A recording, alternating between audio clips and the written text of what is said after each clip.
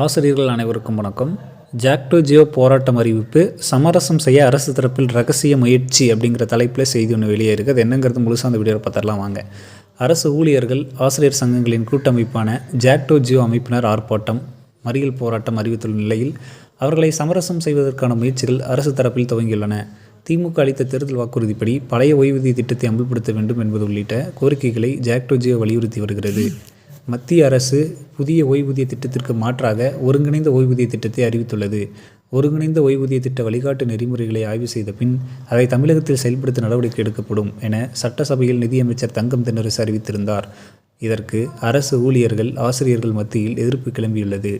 சரண்விடுப்பு நிலுவைத் தொகையும் வழங்கப்படவில்லை. உயர்கல்விக்கான ஊக்கத்தொகை ஊதியமும் நிறுத்தப்பட்டு உள்ளதால் அதிருப்தி அடைந்துள்ள ஜாக்டோ ஜியோ அமைப்பினர் 10 அம்ச கோரிக்கைகளை வலியுறுத்தி தொடர் போராட்டங்களை நடத்த முடிவெடுத்துள்ளன.